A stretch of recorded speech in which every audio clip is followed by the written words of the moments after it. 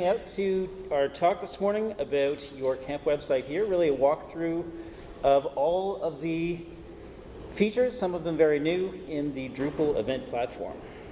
So for anyone who doesn't know me, my name is Martin Anderson-Klutz. I am a Principal Solutions Engineer at Acquia.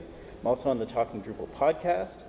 And last year I participated in the Starshot initiative as a track lead for the events recipe. And if folks want to reach out to me, they can find me as Manclue on all of the Drupal and social platforms.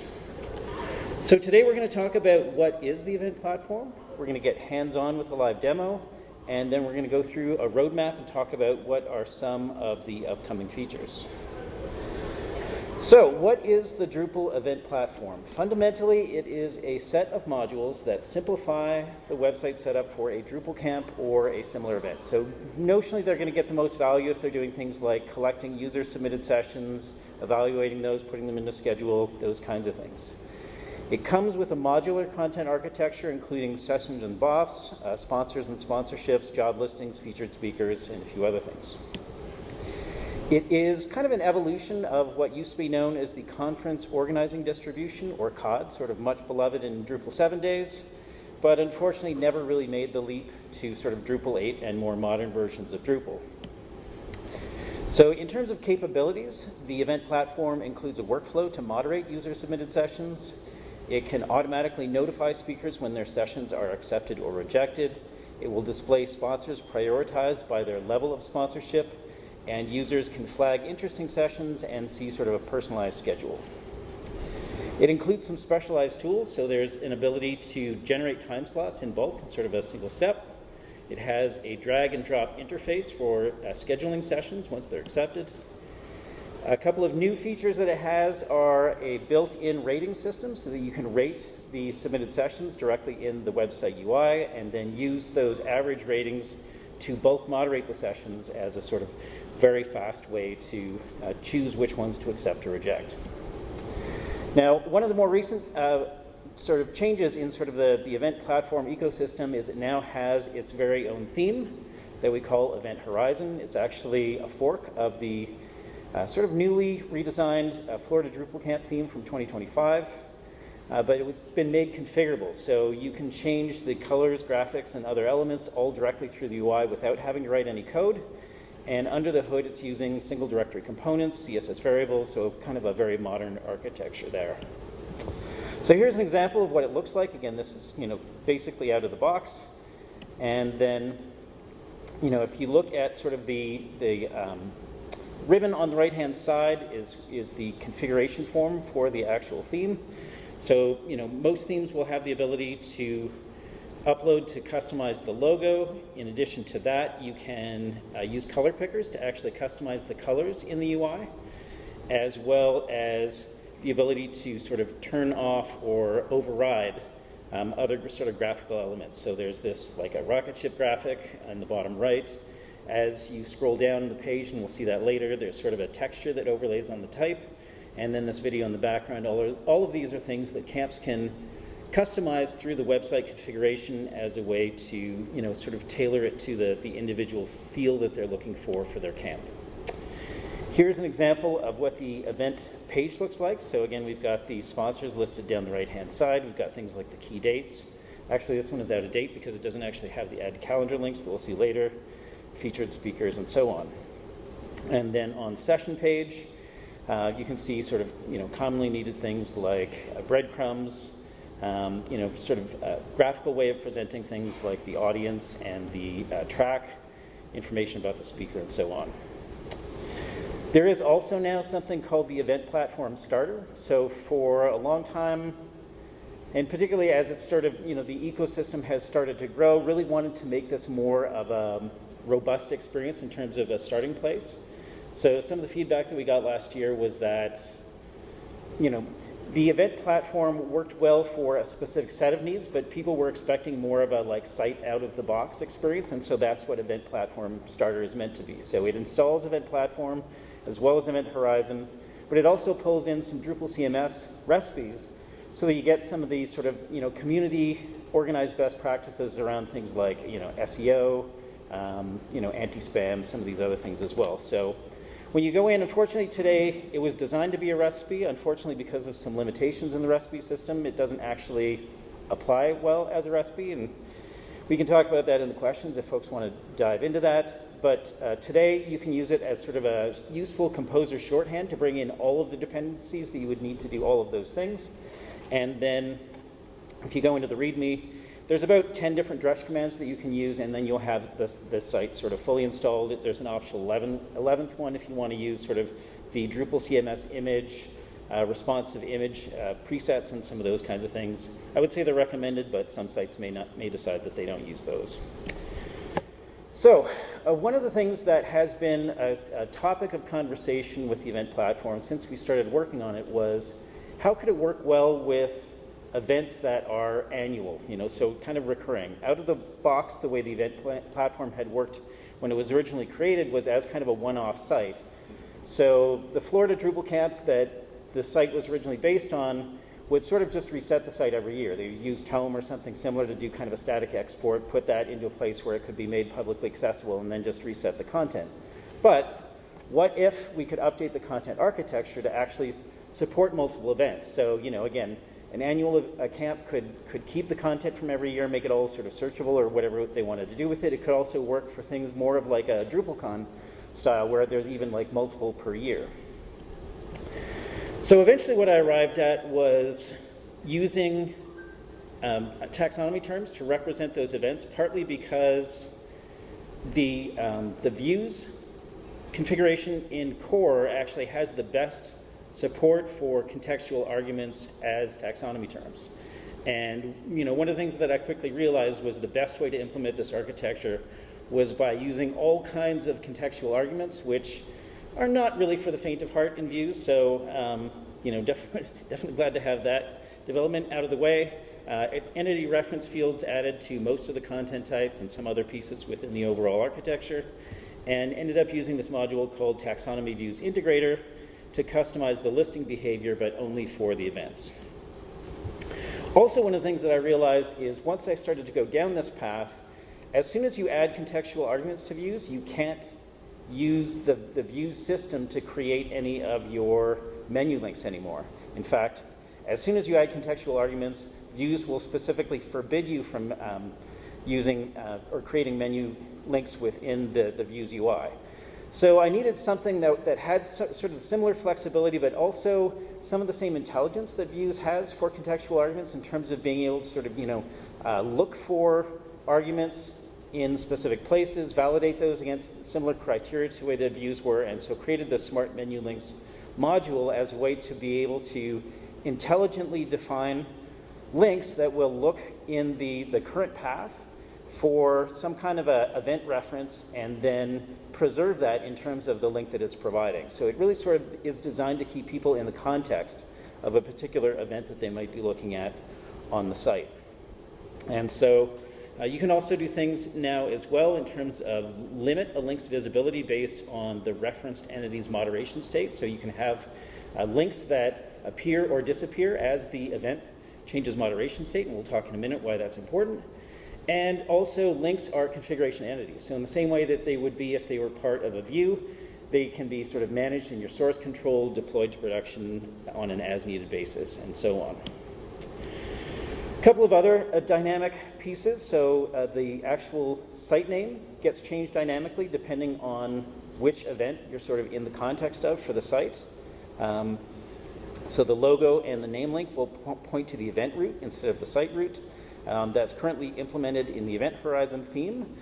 So, if you have decided to go with more of a custom theme, you would have to sort of look at how that's implemented in Event Horizon and then bring that into your custom theme as well.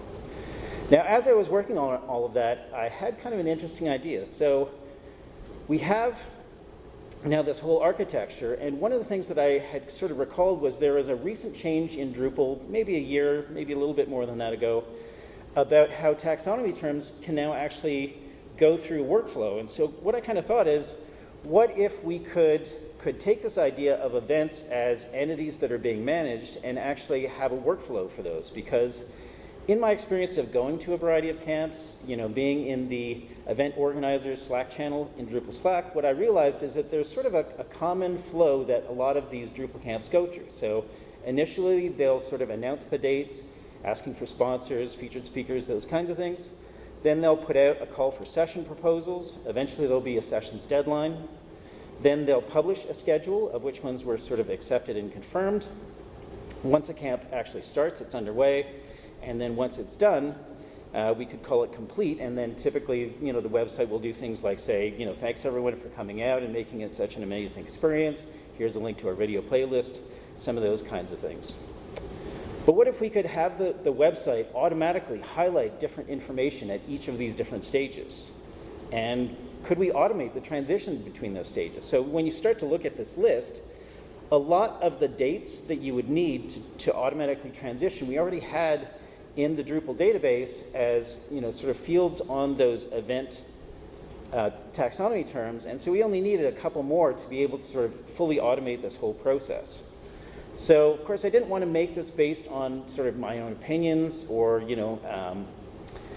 hypotheses around what's the best way to do this. I actually reached out to the event organizers group in that Slack channel, put out this idea and asked for input, and had a number of different camp organizers come in and give some feedback, and we had some good discussions around what would be the best things to show in different areas of the website for each of these different stages, and kind of arrived at this as sort of our initial spot in terms of how we've designed this to work out of the box.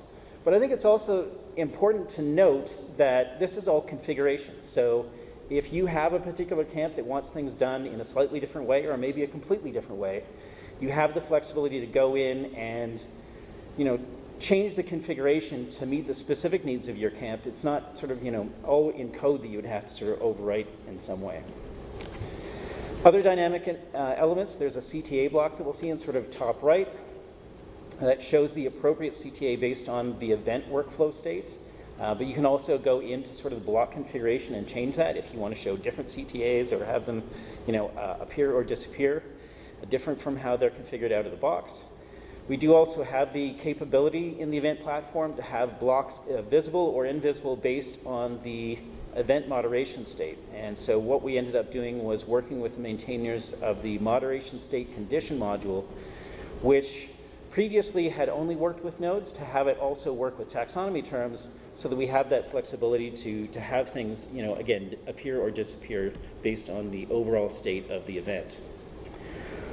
We also realize that in the initial setup, speakers could create sessions, which was a good thing, except after the call for sessions was closed, they could still create sessions, which from a workflow standpoint was a little goofy, right?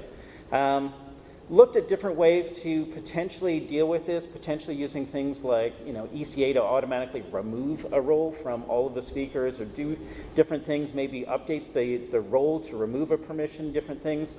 But all of those felt like clunky solutions. One of the things that I remembered, I think, was when Drupal 11 came out first. One of the things that was new in Drupal was this new access policy API that had been added. And so I kind of thought, that actually sounds like a really good use case for implementing this access policy API. And it turned out to be a really elegant solution, not a lot of work to implement, just had to create a cache context and an access policy service. And now it works out of the box. Anyone interested in learning more about the access policy API, there's a session this afternoon. I think it's the second to last time slot. So by all means, check that out if you're interested in learning more about that. Now, since its initial iteration, the event platform had the session moderation workflow. So it had sort of the default draft and publish states. As sessions were created, they were automatically put into this proposed state, and then someone could go through and moderate them by moving them into either the accepted or rejected states. And that worked pretty well. I mean, again, they could go in as they accepted or rejected sessions. It used sort of Workbench email to send out notifications to the session authors. And that worked pretty well, but there were a few strange things. So it had this default publish state that was really not being used for anything. And speakers needed to sort of manually confirm. So somebody would have to still reach out and be like, hey, can you confirm by X date? Those kinds of things. And then lots of camps also like to have more of like a wait list of sessions to say, you know, we weren't able to accept, but like, please keep us in mind because we may still want to come back in case one of the accepted sessions sort of falls through. And so in the latest version of the event platform, it's gotten a little bit sort of enriched, I would say, by now having this waitlisted state that can be put in, and then that can then transition to accepted. And then the label for the published state has been updated to be confirmed. And there's also a companion one, declined. So if the session author says, no, actually I can't come, then it'll get put into that. And then we've added this moderation link capability so that the session author themselves can click a single link and automatically have their session moved into either the confirmed or declined state. So it really takes that whole manual piece of having the camp organizers or somebody on the team have to reach out and then hear back and then keep track of, where they are. All of this can be managed automatically and allows camp organizers to focus on other things. Also used a lot of the event condition action module in the latest version. So used it to replace other contrib modules like workbench email. There was like a redirect to 403 to redirect to login that we were thinking about, but realized that could be completely done with ECA. There's also a lot of custom designed logic built into the site or to the event platform using ECA. But the beauty of that is that it's customizable. So after you install Event Platform, if you decide that there are pieces that you want to work in a much more, custom way for your specific camp's needs, you can go in and update that again without having to change any code. So here's an example of an ECA model that we'll go through and look for events that need to transition automatically based on the dates that are set on that event. Here's one that will look for accepted sessions that aren't actually, haven't been confirmed or rejected yet, and so it'll send out a reminder to the session author to say, hey, we're still waiting for your response, sort of, a couple days out and then the day before. And then here's one that, as sessions get updated, will automatically do things like send out email notifications. If a session was accepted, but for some reason scheduled before it was confirmed, and then the author sort of declines it, then it'll clear out any sort of room or time slot information that might be set on it. So examples of simple but useful things, but also fully customizable if you want your site to have sort of more complex logic built into that. Also wanted to point out that even though the event platform doesn't necessarily have sort of like a huge user base in terms of the number of sites, I mean, Drupal camps are very important, right? I mean, they are sort of the lifeblood, the grassroots of our community, and they also, I think, are sort of feed into the success of larger events like DrupalCons in terms of helping to build the in-person enthusiasm for Drupal that gets people eventually going to those bigger conferences. In addition to that, the event platform has also driven a lot of other innovations in the community. So as an example, working on the event platform made me realize that the recipe system could be really useful for having a more flexible way to place blocks as part of applying a recipe to your site. So worked with the recipe system maintainers to create a couple of config actions, so place block in default theme or place block in admin theme as config actions that can do that in a much more flexible way. It's led to improvements across a variety of, in some cases very popular Drupal modules, so web form, smart date, moderation state condition, content moderation link, and ECA all have kind of new features that were sort of driven by needs identified by work on event platform. And there were some capabilities built into event platform that have since been spun out into separate contrib projects. So view summary tabs is one we'll see in action in our demo. Smart menu links we've already talked about. And there's probably a couple of other pieces that eventually we will move out into their own contrib projects. But that's a lot of talk.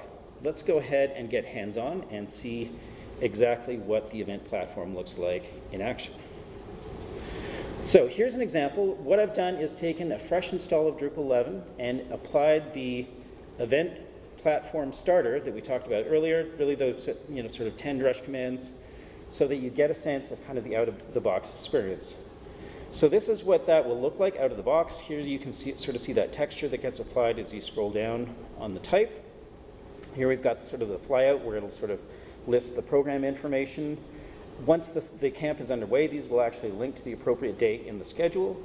And we can also do things like, there's a prompt here for the admins of the camp to be able to go in, update the information, so you can change the name, set a name for the instance, as well as update all of those dates. Again, all sort of in one place in the UI, so it becomes very intuitive to manage. You can manage those states that appear on the home page, as well as the program information that was in the flyout. And then if we go into the actual event information, here's where you can see where those key dates are. You've got your add to calendar links, so again, makes it very easy for people to keep track of those. And we could do things like, let's say we want to add a sponsorship. Again, the prompts for these are all sort of available and meant to be accessible and intuitive by being sort of right where you would expect to have the information. So if we go, let's say we want to add Acquia as a sponsor, so we'll go here, add Acquia, give it some alt text and an address, and we can save the sponsor. Now, sponsors could, be involved with the same camp for year after year, but maybe at different levels. So there's actually sponsors and sponsorships that are different things, and so you can have the same sponsor at different sponsorship levels for different years of the camp. But you can see here in just a minute we were able to add that sponsor in the same way we could add a featured speaker. So maybe we've got Dries on board to come out and speak at our camp. So add him in here, give it some alt text, and maybe we'll put in some lorem ipsum and give it a shorter version for the summary. Go ahead and save that. And you can see sort of, keeping everybody in context there, able to sort of quickly add featured speakers. So it becomes, again, ideally a very intuitive way to manage all of this information. And wanted to also show, if we go ahead and update this particular event, so let's say maybe we want to backdate when the sessions will open, so we'll actually move it into the past of when we're giving this, so we'll just say April 2025 and save that. The first thing that you'll notice is that the sessions open date automatically appears with strike through, so that it becomes sort of obvious to anybody coming that that's in the past. So they can sort of quickly see which ones are in the past and which are upcoming. And then the other thing that I'm going to do is run cron. So before I do that, just look at the links that are in the main navigation and the CTA, because as we go ahead and run cron, what you're going to see is those are going to change. So now we have a sessions link in there, again using the smart menu links, and now the CTA has been updated to the submit a session. And also wanted to point out here, let's go ahead and show what the anonymous experience is for all of this. So you can see here there's those prompts that are sort of in context to make it easy for camp organizers to do all the things that they need to on the site. But if we come in as an anonymous user, oh, that's not what we wanted. Copy that, put that in there. You can see that as an anonymous user, I don't see any of those things. You have to have the permission to do them in order to see the prompts for those.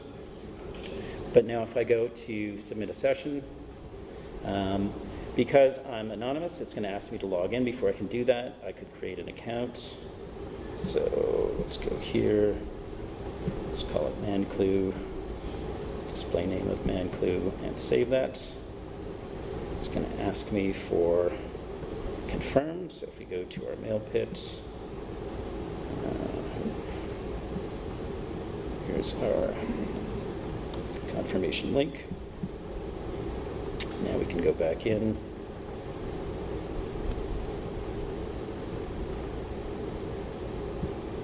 Let's give it a password.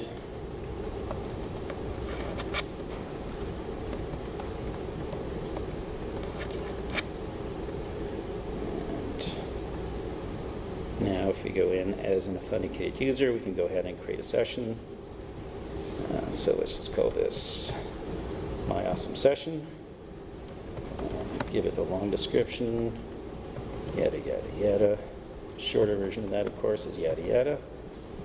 And assign it the audience and which track flows into. It's going to automatically put me in as a speaker, but I can add others. And of course, my only option is to put that in as a proposed session. So now if we go in as an administrator and go and look at our event interface, we have a specialized place to go in and start to rate the sessions. So it's giving us the title as well as a direct link to the web form, but if we actually go to the session page, it's got a prompt to be able to go in and rate that. One thing I'll point out is that at this stage, it's not showing any of the author information, so some camps prefer to have the sessions rated anonymously without actually knowing any of the user information, so that's sort of kept in a separate block that only appears once it gets into the scheduled phase of the event. So I can go in here and evaluate this. So again, this is using a Likert scale in the web form to make it very simple to update. So we can submit that. And now if we go back to our ratings interface and refresh, it's going to show that as being rated. In the interest of time, what I'm going to do here is restore and go session rating.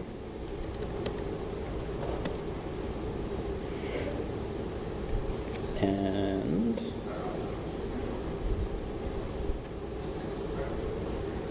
as this restores the database to a spot, we're going to be able to go back here now and see a lot more sessions that are loaded in the database, and most of them rated, so we've just got a couple here that we need to go ahead and rate. So here we might say, maybe this is somewhat interesting, not sure that's super original, not sure this is sounds like a very authoritative description of how they're going to approach it. Again, you can fully customize how those ratings work in terms of how many criteria, which ones you want, all those very simple updates. So let's give this some ratings in a similar way. Submit that. And now if you go back to our ratings interface, it's going to say, great job. You've got all of the sessions rated.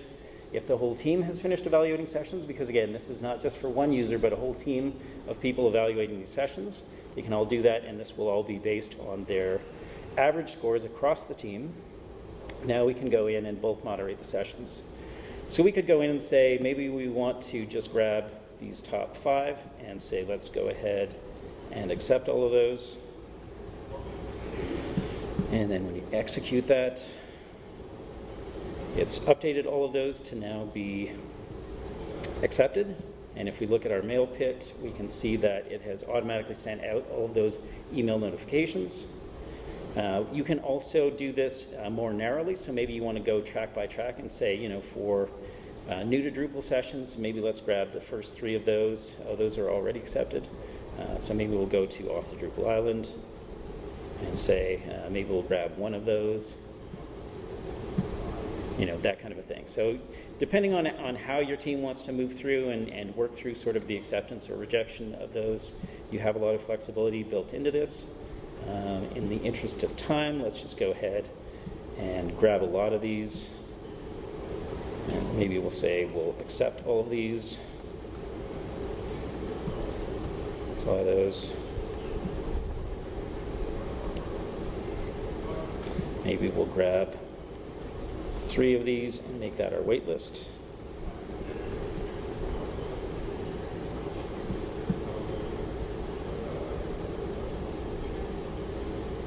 And then we can grab the other 4 and say we're going to reject those. So hopefully you can see how that makes the process much more efficient for anyone organizing these camps. And now, as those go out, let's go ahead and see here. Okay, so if we go into Mail Pit, we can look for ones. The ones with the little emoji at the front are the ones that got accepted. So let's say,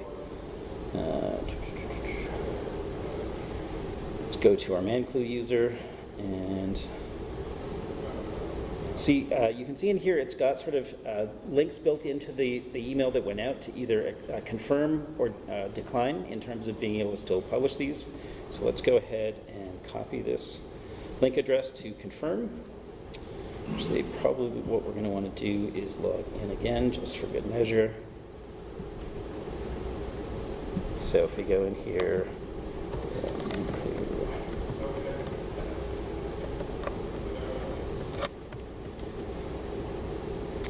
and now, as somebody who's logged in, if I click on that link, it's going to automatically move this particular session to published, which is, again, for the sake of our workflow, mean that it's confirmed, which means that as a camp organizer, there's no ambiguity for me about whether or not the speaker is sort of committed to still presenting that. So all of that handled automatically and potentially could happen very quickly because, again, it isn't a manual process to make all of that happen. All right.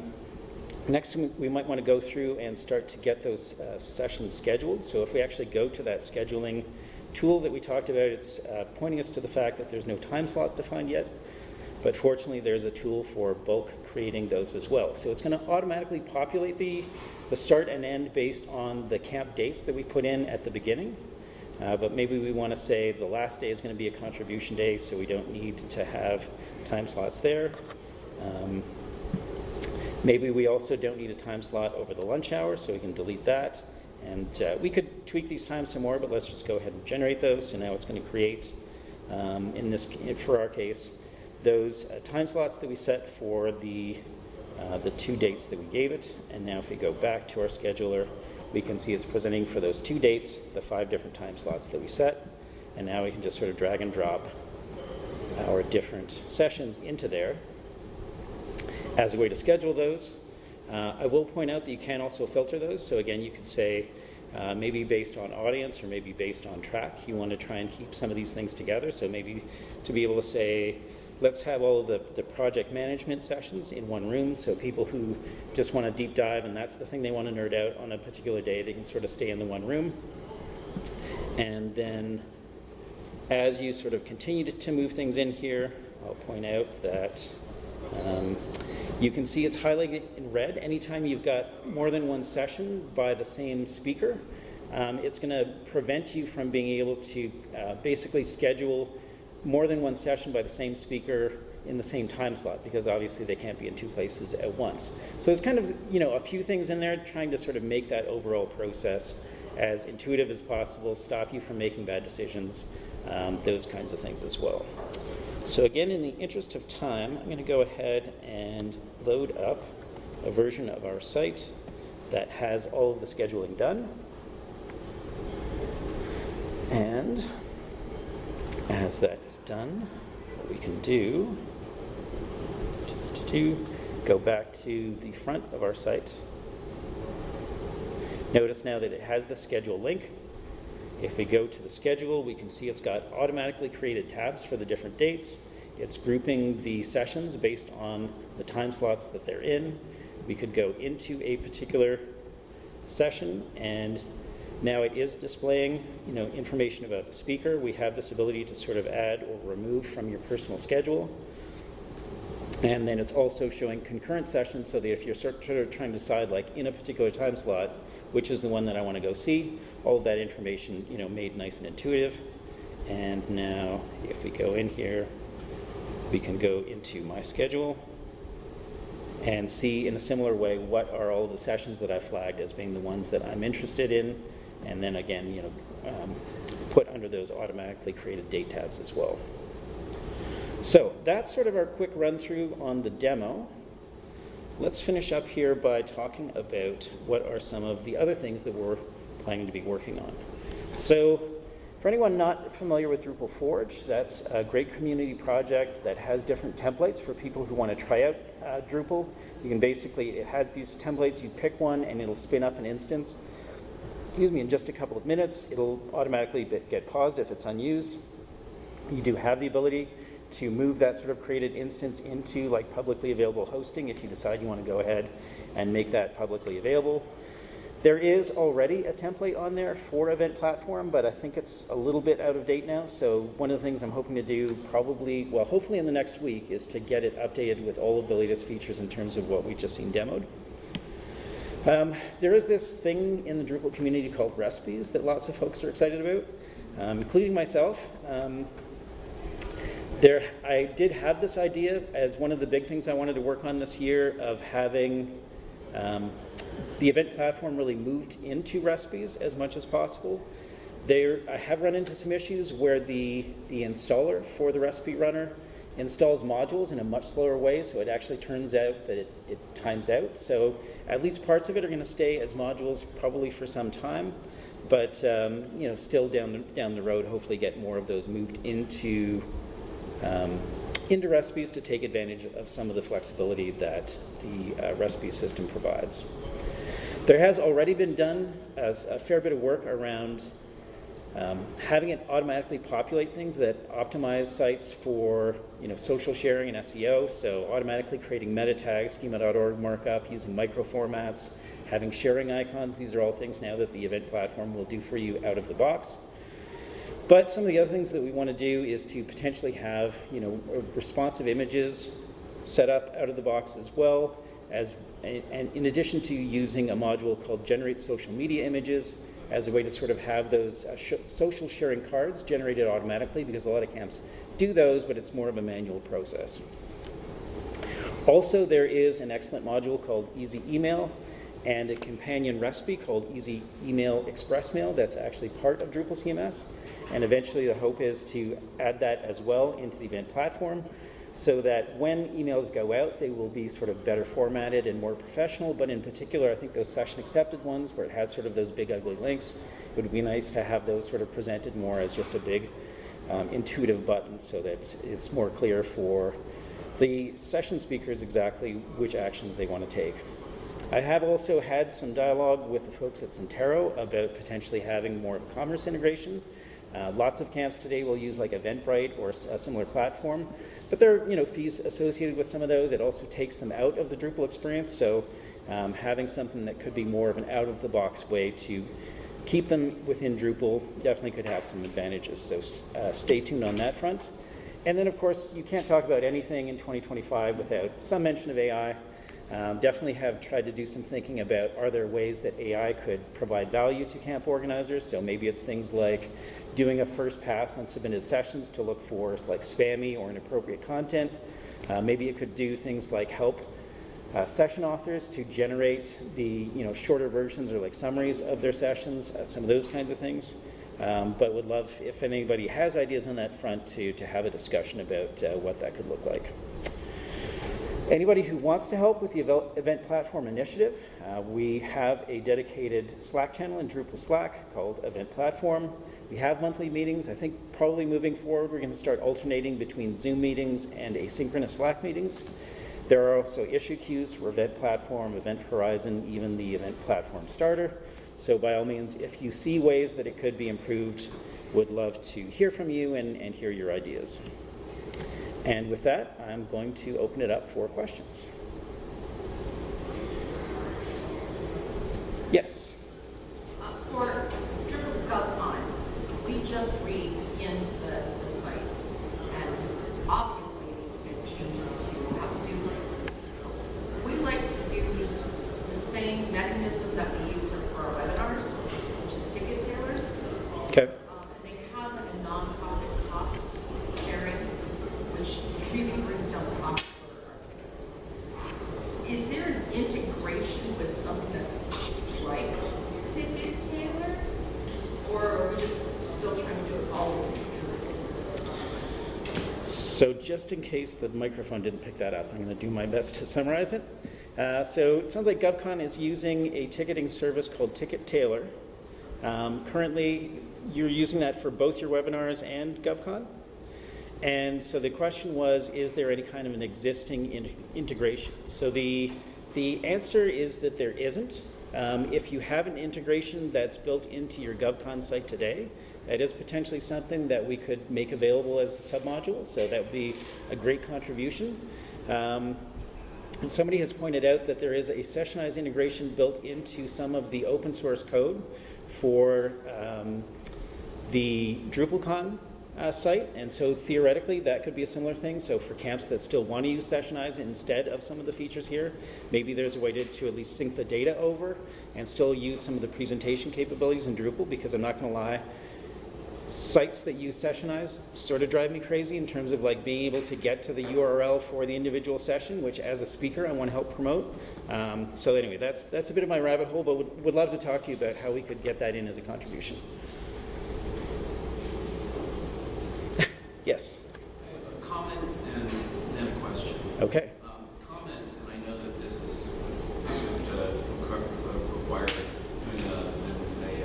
some kind of alter or having a core, but it would be really nice if when you're on the submitting a session page, as someone who's submitting it, and they can say create a session, because that could give and everybody in the Drupal community is going to know exactly what that is. But if we're encouraging people from outside the Drupal community to participate in our camps, it might be better if it didn't say create. It said submit. That's just an observation. My question is, I noticed that you know when you were setting up sessions, that you said, well, maybe we don't want a slot for lunch. What if you do want non-program slots in your schedule? All right, so there was a comment and a question. The first one was about verbiage, which I think is definitely important to consider. You definitely want, some of those small things make a big difference in terms of people just feeling confused. I feel like maybe in the theme, that might be something that we could address, particularly because people in the speaker role are probably not using the admin theme, so we should be able to do that in Event Horizon. So by all means, I might try, if you can remember to submit a ticket, I'll try and remember, but yeah. And then the question was really around, sorry, I've lost the thread now. What was the question again? The question was, can you set up slots for non-program items like lunch? So there's a couple of options. So number one, the events the time slots are really taxonomy terms.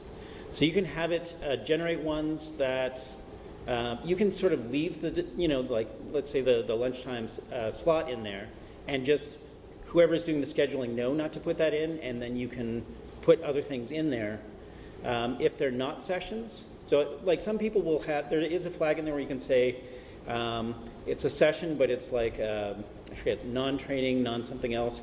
Personally, I find that solution a little clunky, but that's the way some camps will do it, is to say, we're going to put something that's going to show up on the schedule, but it's not a session, to say like lunch or keynote.